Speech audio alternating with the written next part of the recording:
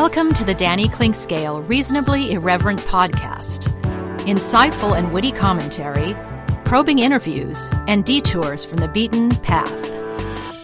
Welcome to Arts and Lifestyles Wednesday, presented by the Exit Room of Lee's Summit, and we visit with Tim Finn. Every other Wednesday, we get to talk to the man from In Kansas City magazine, longtime writer for the Kansas City Star. His musical tastes, opinions, and ideas are always fascinating to me. Enjoy the conversations immensely, and as usual, this is going to be a wildly diverse musical journey because we go everywhere from Mark Knopfler to John Mayer to Kacey Musgrave and on to the Backstreet Boys. How much different can you get than that little lineup right there? And then we look ahead to some shows that you might want to catch. Lots of blues involved in that particular mix as well. Blues Festival, Buddy Guy, Jeff Beck, all kinds of fantastic things as well to talk about. Always with Tim Finn. Let's explore it next, and it is indeed a musical exploration right here. Looking for a truly unique escape from your normal entertainment or corporate team-building regimen? Stay tuned for an exclusive offer only for Reasonably Irreverent listeners. I'm excited to tell you about an extraordinary destination, the Exit Room, located in the heart of beautiful downtown Lee's Summit. The Exit Room is a distinctive entertainment option that offers a cool alternative to the normal couples night out, family get-togethers, and corporate team-building events. The Exit Room is a one-of-a-kind boutique escape room catering to special occasions and corporate team-building events and is unmatched in the Kansas City metro. With 5 individually designed and varied escape room adventures, your party or employees can unplug from their electronic world, interact with one another, match wits, and ultimately escape the humdrum of the ordinary. The Exit Room adventures cross decades and centuries and create fascinating fun. I know the owners well. They are local folks, their staff is warm and friendly, their lobby is inviting and beautiful, and their adventures are award-winning. Check online. There are over 1,000 reviews and note that they are a rare 5-star ranked business. Visit their website and Facebook page, and any of my listeners who books online at theexitroomkc.com using the promo code Clinkscale19 gets 10% off any ticket purchase. The Exit Room in Lee's Summit. Unplug, interact, and escape. Get a refreshing change of your expectations of a sports bar and restaurant at the 23rd Street Brewery in Lawrence. Matt Llewellyn's welcoming spot at Clinton Parkway and Castle covers all the bases, like their own handcrafted beers and all the televisions you need for great sports viewing, but it's the large, varied, and delicious menu that stands apart. From a favorite of mine like the awesome ahi tuna appetizer to great sandwiches, outstanding pizza, and truly fantastic entrees, the 23rd Street Brewery has it all. Matt and his friendly staff make it that much more enjoyable. Food until 10, fun until late. The 23rd Street Brewery is a can't-miss stop when you are in Lawrence. I was duped, and I recommend you be next. For better or worse, the ultra-realistic impression of me sits now in my wife's office to spook her on a daily basis. So what is Doob? D-O-O-B. It's the keepsake of a lifetime, a 3D-generated, incredibly lifelike figurine. 66 cameras take an image at exactly the same moment in any pose, and state-of-the-art 3D technology transforms that into exact replicas of you, anyone you know or love, a pet, whomever is close to your heart. Create lifetime memories with a Doob. Visit their Facebook page at Doob 3D Kansas City, or better yet, see their incredible creations. Visit their location down on the plaza in the heart of it at 231 West 47th Street in KC Mo. Doob, be next. Tim, it certainly is a lively time of year as far as music is concerned, and now we head into the fall season and some festivals popping up and all kinds of good stuff to talk about, so a lot of fun right around now. We hope it starts to get a little cooler. I know we're going to talk about the Kacey Musgrave concert, and it wasn't super hot. I talked to several people who went to that show. Actually, I've played in a couple golf tournaments recently, so there were a lot of conversation about all the shows that we're going to talk about. Your reviews, heavily attended and heavily appreciated, sure. Yeah, her show will pretty much, I'm sure it'll end up in my top 10 shows of the year, not just for her set, which was really memorable, but for the opener, Yola, someone I'd never seen and knew very little of, and she was really impressive. Talk about that in just a minute, but I'll give my dose of Mark Knopfler for this, and then I think you won't be able to have to talk about it for quite a while. But the show was 2 weeks ago tonight. It was a fabulous show. It was sold out. And I think the best part of the show was that the people came this time for the third time in Kansas City, I think knowing what to expect, which is that you're not going to get a Dire Straits show. You're going to get a Mark Knopfler show. Band was impeccable, 10-piece band. sound was great. You're never going to get perfect vocals when Mark Knopfler is appearing. So, I heard my wife says, I think the mix is a little low for his vocals. And I'm like, that's just him, honey. Yeah. And also, it doesn't really matter because there's so many parts of his songs where the music kind of drops out anyway. So if you are craving the lyrics and then the other stuff is mostly instrumentalized and instrumentals. I want to try that. That's better. Anyway, but a fantastic show. And he's probably he might be a little hard to mix. Absolutely hard to mix. Yeah, I wouldn't think there's any good way to properly do it because any of the songs that have any heft to them is just almost naturally going to drown them out a little bit. If you're a fan, you know the words anyway, right. So it doesn't really matter that much. But all in all, a fantastic show. So there's your little tidbit from me. But you attended 3 very high-profile and very interesting shows in the last week or 10 days. I'm going to go in reverse chronological order for them. And, of course, you can catch these reviews at In Kansas City Magazine and the great writing that Tim brings. But we get to hear his vocal versions of it. First of all, let's talk about John Mayer. Very big crowd. Talked to several people who saw the show. Several people who don't really know his music that much but appreciated his musicianship. We talk about these shows often going in, our expectations and thoughts. And so how did your expectations and thoughts to go in that vein and the execution of John Mayer and stage presence and all that, how did it mix? I knew what to expect going in. This is probably... I don't know, the 7th or 8th time I've seen him. I saw him, I think I mentioned in the review, his first show here ever was at this place called Abe and Jake's Landing up in Lawrence, which is long gone. But it's a small club. I think it probably holds about 800 or 900. Yeah, I went there several times, actually. But I didn't see him then. I saw him, his first show was at Sandstone, and it was nearly sold out, meaning there were like 18,000 people there. And pretty much every time I've seen him, he's had crowds about that size. He's evolved significantly since those days. He's less of a pop star. He explores many and different genres, which for some people that's a knock on him because he hasn't really settled into one thing and evolved in one genre. But it gives his shows a variety. I think we talked about this last time.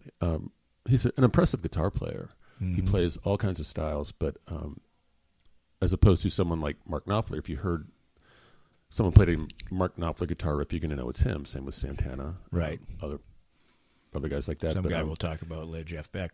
Jeff Beck.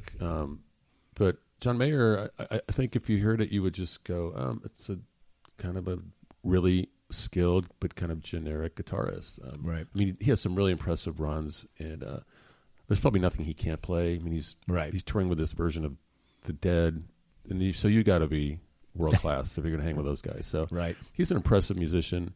In his songwriting, they're catchy. I think I describe some of them as it's almost like soft rock, yacht rock. Which can be a knock at times, but but if you do it well, if executed properly, wonderful. You have to be a good songwriter to pull that off, and I think he's good at everything he does. And he was a little, I think, less outgoing than normal, but I don't know. Maybe because it was a Labor Day. I don't know. It wasn't a Sunday night, but that's the only thing I noticed. The only difference I noticed. He can be kind of a little too talkative and be kind of a wiseacre, but there was a little of that. And there was an intermission, which is I think kind of annoying if you're. Yeah, I was going to ask you about that. To me, minutes. if you're going to they wouldn't do it, but if you're going to go see the Grateful Dead or Bruce or something maybe, and it's going to be 3.5 hours, I guess maybe but no, in general, I'd be like, no. If the person himself wants to take a break, let your band play for 15 minutes or something. Right. Yeah, I mean, Paul McCartney, 3 hours, no breaks, and he's singing Helter Skelter in the third hour. So, I don't know. The intermission thing's a little annoying. I think it gives them an excuse not to hire an opener and make it a long show, but it just breaks the mood and the tempo and the momentum of a show. So that was the other thing that was a little annoying. But, I mean, it was a solid show. People were happy. He's just kind of a lock, what you're going to get, and he delivers. And if somebody, to that point, now people come for a variety of reasons. Obviously, he was a heartthrob when he was younger. Mm-hmm. He's hardly lost much of that appeal. He does have quite a few hits that are, that, and also maybe some songs that you don't really remember were hits, and then you go there and you say, oh, yeah, if you went with your wife or your girlfriend.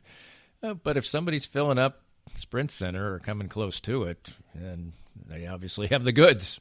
Right, because especially for 20 years now, he's been out for, I think he started in 2001, so this is his 20th year.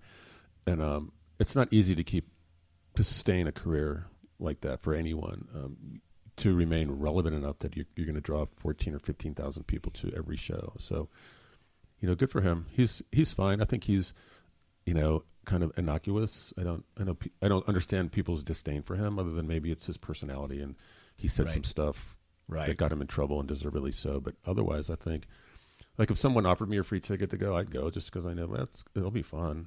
It's not going to hurt. Right, exactly. Let's move on to somebody who is perhaps more relevant in that regard and has found a genre, but is willing to expand in that, as well as Kacey Musgrave. And Kacey Musgrave. Yep. I can't even read my own writing, and why I wouldn't know anyway is beyond me. And she did something that might not be embraced by fans at a lot of shows. For somebody who has at least a catalog of more than one record, is totally featured her brand new record, and people loved it. It's a great record, and she played almost all of it. She played all of it, yeah. She played every track.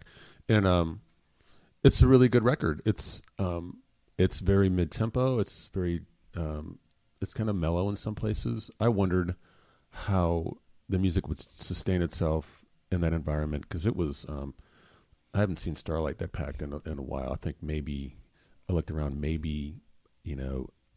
50 or 60 empty seats, and it was solid. I sat in the very back, and it was solid all the way up. And people on the little patches of lawn, those were full.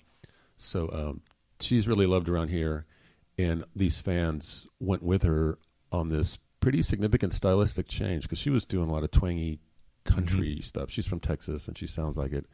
And a lot of her songs on her first two records were funny, tongue-in-cheek, writing about, the lower class, the working class, family dysfunction. This is just a really more, it's a brighter record lyrically. I think we talked about, someone finds happiness, it can be boring. Right. And she's got married. When she recorded this record, she went away. She would I think she recorded it on Sheryl Crow's ranch studio, and she basically just extracted herself from everything, and really found a really peaceful place and expressed it on this record. It's really melodic. And what I notice about this crowd is there's a lot of talk about why she isn't on country radio, and that's another whole topic. But the crowd that I saw at that show was the same crowd that shows up to see the Dixie Chicks. It's people who probably wouldn't listen to country music radio anyway. They're not interested in Luke Bryan or Jason Aldean or whatever's on country radio. They found her. She's become a bit of an idol to them. And a lot of girls in 15 to 30, girls and women 15 to 30, and she's got longevity built into her plan, I think. She's that talented, and she has developed this audience that's going to go with her wherever she goes. And it was evident that night. And I was surprised and impressed with how she pulled off that music and kept everyone entertained and attentive and singing along like almost every song. What kind describe the personality she brings to the stage and engagement with the fans? You mentioned that multiple F-bombs were dropped during the course of was any of that off-putting, or was it just funny? Was it just funny? It's expected from her, yeah, because she did it the other time I've seen her. And you would just expect her on, there stories about her in concert. She says something about gun control, sensible gun control, and being a Texan and grew up around guns, but, F-bombs all throughout that little speech. And one of the things the episodes I couldn't recreate it in the review. It was funny though. She used to cover this song called "Kansas City Star," a famous country song, and Roger Miller. Yes, and that's so what I are. Yeah, and it's not about the newspaper, but she. So someone yelled it out, and so she sort of jousted with this person, and used the F-bomb. Just basically said, well, if we tried it now, we would F it up, Right. And then was like something about being an a-hole, and then she said, well, maybe I'm the a-hole, and then so there was that throughout. Right. She swears like a truck driver, and nobody cares. The band wears matching suits. Yep, which they the last time it was more like nudie suits. It was very wet country and western. This was just more. They were just so neutral, like I said, the color of caramel on an apple, Right. Right. But they were all dressed. No, she was dresses up. She changed wardrobe a couple of times, but no, she treats her live shows with a sense of propriety and dignity. So, right. And her band does too. Yeah, the opening act, Yola, that's her last name or first name? First name, last name, first name, and somebody who you think will be a headliner, if not soon, eventually. Absolutely, yeah. Check out her record. Her first full length just came out this year, and you said you thought it would absolutely make your record I think it'll list make of the year. Plenty. I think that record, and just as an aside, the High Woman, 4 women, Brandy Carlos, one of them, Maren Morris is another, Amanda Shires. Anyway, they just put out this record. 4 really good songwriters, all women. It's a very country album, but it's by far the best record I've heard this year, maybe in a couple of years. So women are doing a lot of good music. Yola is one of them, and she put on this for like an hour. And most people, including myself, I'd only heard 1 or 2 of her songs, but if there were 8,000 people there for Kacey Musgraves, there were probably 6,000 watching her, the opening act, which was impressive. And you could tell most people were surprised at how good it was, I guess, or that they didn't know much about her and who is this. And, her merch table was jammed when she was up there between sets. She's got she's this very large black woman with a immense voice that can do anything, gospel, it can do folk, it can do R&B. Such a very agile and expressive, and everything about her. I mean, you watched her because she was so expressive, and she played guitar, was funny between songs. The British accent was even more engaging and charming. I think that's always it's a weird thing for me, and it's probably a weird thing to say. But I just love a British accent coming out of a black person because at first it's a little bit of a surprise. Oh yeah, there's plenty of black people in England, Dan, you dummy. Right. But it's almost kind of more charming. Well, just in general, the British accent yes. has a little coat of charm. Yes, it does. So, but yeah, I recommend her. I think she's on the road. That was her first show with Kacey on this tour. So we got a nice surprise. And, of course, another show, the Backstreet Boys come to town. They're not boys anymore. In reading your review, I get the sense that you felt like the Backstreet Boys did a fine job of being the Backstreet Boys, but I didn't get a real sense of what you felt about the show, per se. Oh, the show was fine. Okay. Too much of the new music. They played, I think, 8 tracks off this new record, Right. DNA. And it's the same kind of music. Like I said, it's a lot of grooves, lots of tune, lots of melodies, back vocals. They did fine, but I think what I respected about them is, like, when I saw New Kids on the Block, it seemed like those guys were trying to act like they were 20 again, and they're Right. not. And these guys just toned it back and just said, "Look, they're not old; they're early 40s. One of them's 39, about to be 40, but they were sort of respecting the fact that we're fathers and husbands, and one of the guys has a 16-year-old son who opened the show. Right. So how was he? I couldn't get in time. Well, I was at a benefit before, Okay, so right. I got there just in time to see them. Right. He was probably the same.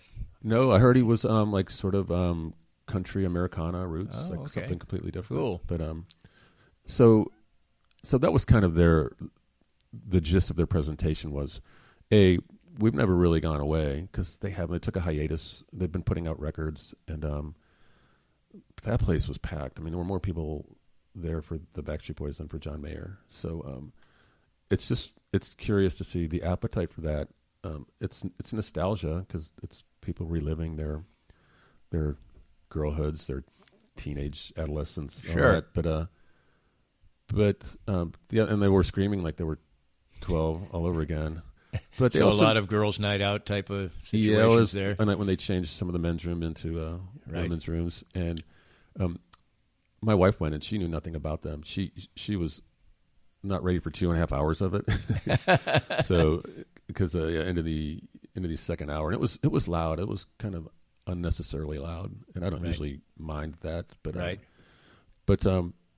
Yeah, so it was mostly women, but they were having a great time and they were singing the new stuff. So they've got a fan base that is sticking with them and has they've been around since 1993. So, and maybe their fans also appreciate that fact that these guys have grown up, they're all married, they have children, they're like us. Right.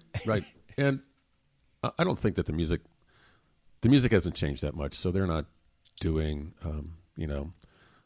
low tempo R&B songs or folk songs. It's definitely as brash as it was, but I guess it's all right. Like I said, they're not trying to act like they're 20 all over again. And the one guy, Kevin Richardson, married a woman from Overland Park, so he's a big Chiefs fan. And at the end of the show, he opened his jacket, and there's a Patrick Mahomes jersey, and people are doing the, so he milked that for what it was worth. But they played a recorded music. I'm sure their fans don't care. That's something that's not for me necessarily, but I think people are so used to that now that people have are DJs. They just play scratch mm-hmm. records up there. They Ed Sheeran will go out there and use electronic mm-hmm. gadgets to So I guess people are used to that. I'd prefer a band, I guess, but what do you think of that in general? I think for them it's not necessary, right? Because that's expensive.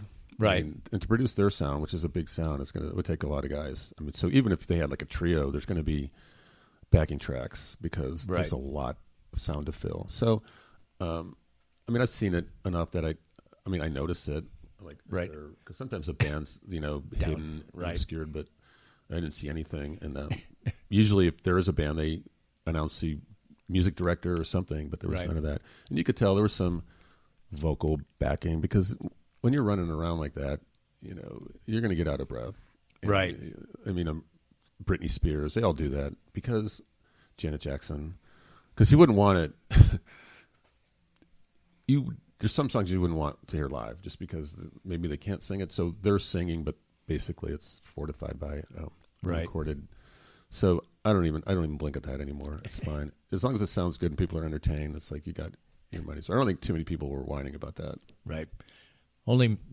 If I liked the Backstreet Boys and was at the show, probably wouldn't even given it a second thought, right, like you say. Absolutely. Let's talk about some shows where I think everything will be pretty much played live. That's coming up next. It better be, yeah. With Tim Finn from In Kansas City Magazine. Of course, he's on with John Hart at 90.9 The Bridge each and every Thursday at 4 o'clock. He's a great listen there. He's a great listen here. And more to listen to coming up next. More of Danny's Reasonably Irreverent podcast after this.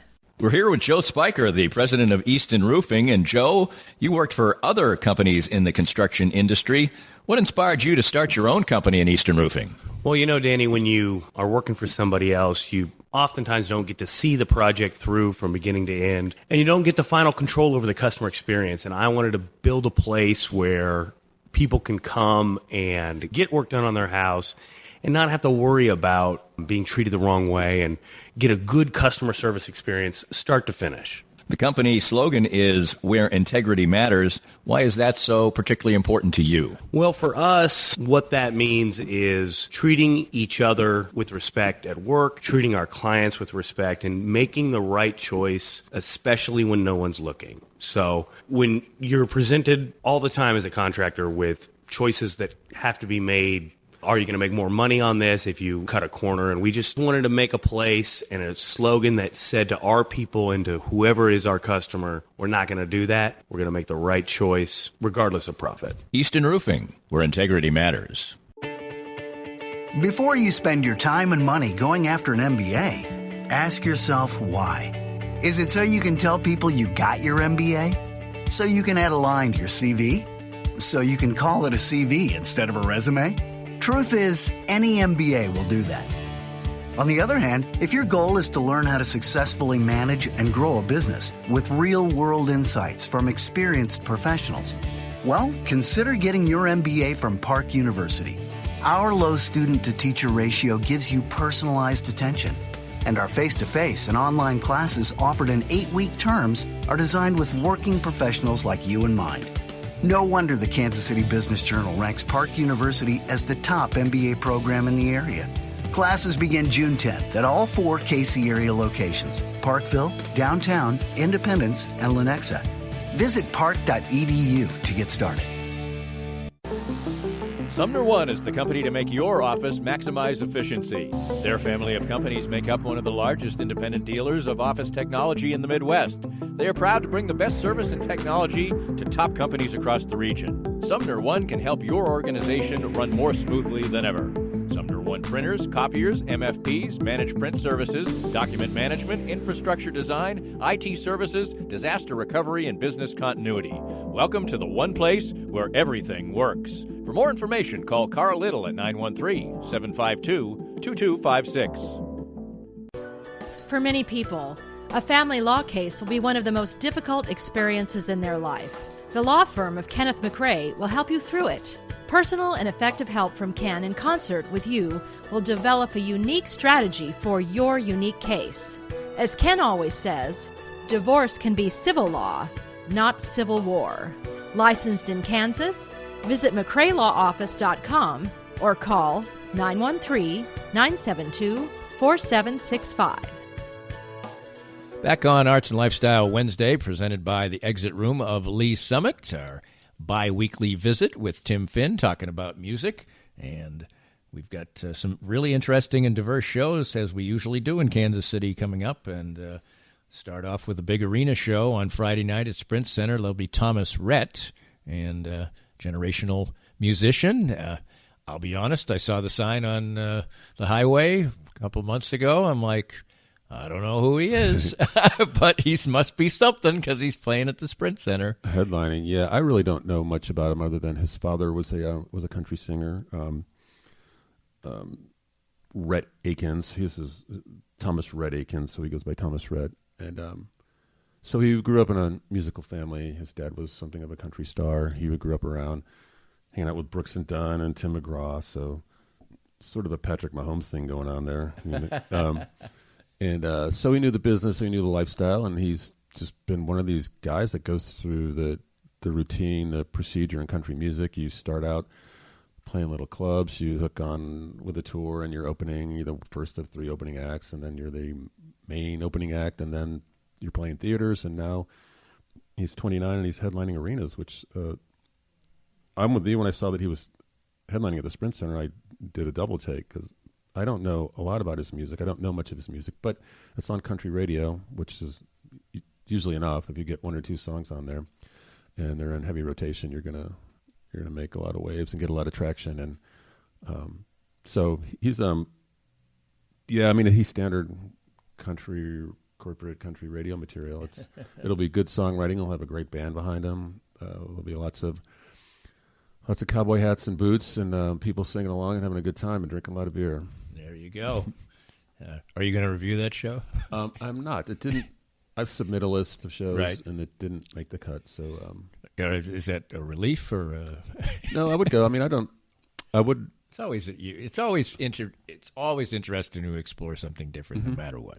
Although this isn't really different, and I know what it's going to be like, but it's or somebody different doing the same thing. I don't remember ever having seen him. So, it's just. I mean, I never object to being in a full arena where people are having a good time listening to music. It's hard to. I could think of a few artists that I wouldn't go to see, or I couldn't say that about. But this is going to be a good time for everybody who's there. Right. At Knuckleheads this weekend, we have the Infinity Blues Festival.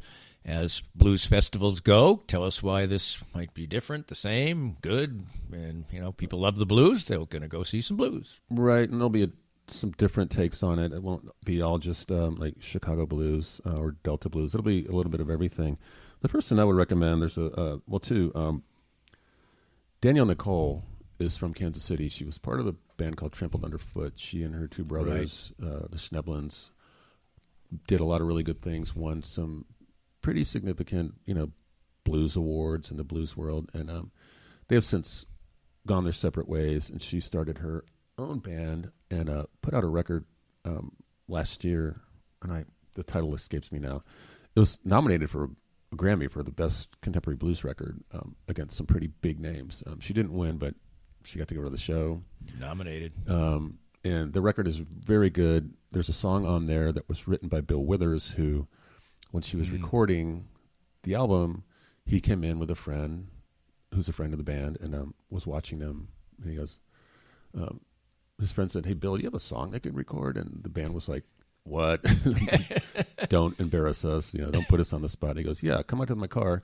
It was a cassette tape. He played the song for her and allowed them to record it. And it's a wonderful song. So, and her style has shifted a little from straight shot blues to it's a lot more soulful and a little R&B. And she's got a great voice. She plays a really mean bass. And she's from Kansas City, so she's playing the second night. And another, the Heather Newman Band is another band fronted by a woman who's from here, around here, and she's there Friday night. So two really good women, talented women, great voices, and good musicians are part of each night. And the rest of the lineup is really good. If you go to their website, a lot of names that you should recognize if you're a blues fan, including like Eric Gales, who else? Nick Schneblin, her brother's band, is playing. And Sarah Grace and the Soul, I've heard them at Knucklehead. So it's a stellar lineup. Tickets are reasonable. It's 2 nights. Pick one or go to both. That's cool. When somebody plays the lead center, it's sort of, in Lawrence, it's not like playing the Kaufman Center or something like that, but it's sort of akin that you're not playing a regular blues or rock and roll type of venue. And Buddy Guy, it's a concert hall, yeah. Yeah, Buddy Guy fits into that category as an 83-year-old iconic blues player. I think I saw him once live myself. And I guess the question always comes up when somebody's 83 is if they can still play, basically. And but he seems to still have it, tours constantly, and people seem to love it. He's ferocious. I don't think I've seen him for at least maybe 4 years, but every time I see him, I'm with you. I'm thinking like, well, certainly something will have waned a little bit, not noticeably. And, right. I mean, he's not playing progressive rock on guitar, but right. He's mastered who he is and what he plays, and he can still do it. He's still nimble. The last time I was there, he was going out into the crowd, walking around. He's not static. Doesn't sit or stand in one place the whole night. Really engaging, really entertaining, and a charming guy. And just if you haven't seen him, I mean, don't want to be morbid, but he is 83, right? And there's going to be one time it'll be his last time here. So I'm not saying this will be it, but it might be. Right. And really, if you 83 is 83, even the guy's spry and everything else, and something could be right around the corner. Yeah, and really entertaining. Yeah, you won't regret it. And next Tuesday at the Uptown, Jeff Beck will play. Fabulous guitarist. He decided at one point, he's in the Yardbirds, so I mean he's in the, and he's looked the same for 40 years. I mean, that's kind of that hair with bangs and everything. I've seen him on multiple concert TV, on a music station we watch, Palladia, quite a bit. It's called MTV Live now, I guess. Great player. At one point, I guess he decided that he's either made his money or he felt like he was a purist or something, and he just plays what he damn well feels like. And most of the time now he plays there's no vocals on anything he ever does for years now. But he's a fabulous player, and he deserves all the respect maybe he hasn't gotten. Yeah, I think he's so adventurous and curious and experimental that there isn't a genre where he hasn't really touched. Jazz, progressive rock, electronic music. He just likes to crawl inside, all kinds of music and explore it and give it his own style, his own accent, his own flavor. When I go to his shows, I've probably seen him 3 times, but there's always an abundance of musicians there, like guys I know, because they go to watch him and appreciate what he does, how different he is, how he doesn't care whether you like it or not. Right. I mean, I'm here for you, but I'm also here for me, and I don't want to I'm not an oldies guy. I'm not going to do greatest hits or anything. He always has a fabulous band with him, and it's an experience. His daughter has played with him from time to time. Yeah, she's got red curly hair. I've seen her a couple of times. I think she's a good player. Mm-hmm. She's a bass player, I think. Yeah, I think you're right. But to me, it's more about a watching experience. It's like watching a really great gymnast or somebody perform these really incredible feats and go, I couldn't do that. And I really appreciate that, and I'm impressed. Probably the thing that people would hear now that they would recognize, it's just from years and years ago now, is Freeway Jam. And that's, I guess, his last hit per se. That might be the only recognizable thing that I'm sure he'll play it. But also for some people, 2 hours 15 of all guitar can be a little much. Right. I mean, if you're just a traditional music fan and you want songs and lyrics and hits, this probably isn't going to excite you. But he's a guy who draws people who know music history, who know his place in music history. And like I said, a lot of musicians, not just guitar players, are there. Every time I've seen him, probably like 3 dozen guys I know or women who are players, and just like, I got to see him because he was a big influence. And falling in that same category, someone who I always like being exposed to. I have no idea who this person was, Alok Dutta, and very respected percussion player. Will be playing at the Greenwood Social Club a week from Thursday with Mike Dillon and Brandon Draper duo. And just tell us a little bit something about this guy. Well, I only know about this guy because I know both Mike Dillon and Brandon Draper, and they sent me notices about this show. Mike is a fabulous percussionist on vibraphones, drums, all kinds of percussion instruments. He has a pretty long and storied history. He used to live in Kansas City. He is a long time recovering addict, had a substance abuse problem, but he's over it. And you can tell that he has channeled all of that energy into playing music, into being an eminent percussionist all over. He's toured, like he was just here in June. He was a part of Ricky Lee Jones' band, and he's toured with her. He's toured with Ani DeFranco. He's played with Les Claypool from Primus, and just I think he might have played a show or two with Stuart Copeland, one of those bands. Right. A lot of jam bands, and so Mike's a reason to go. Brandon Draper is a lot like Mike. He's a music teacher, but he's also toured with a lot of bands who want I want to say aggressive percussionist, but he's not excessively. He's just someone you notice. Right. He adds to the song. He adds to the music, and can play just about anything. So I'm interested in seeing their duo, but they're bringing this Alok Dutta, who's a tabla player. And the interesting thing about him is he's in his 60s, but he, like as I wrote in the thing, that's usually an accompanying instrument. Right. He's turned it into a solo instrument where it gets almost musical what he does with it. So it's something I've never seen, and I'm probably going to just go out of curiosity. I don't think I'll review it, but I'll just go to see Mike and Brandon, but also to see what this guy's all about, because he's really well known. You might consider him the Jeff Beck of the tabla world, I guess. Right. Well, that's a good, diverse way to end a diverse discussion. As usual, Tim, always a pleasure, and look forward to doing it again real soon. Thanks, Danny. See you then. We hope you enjoyed the latest Danny Klingscale Reasonably Irreverent podcast. Come back soon for something fresh and new. This podcast was made possible by our great sponsors like the Exit Room of Lee's Summit. Come with friends, family, colleagues, or a team to tackle the challenges of this unique escape room.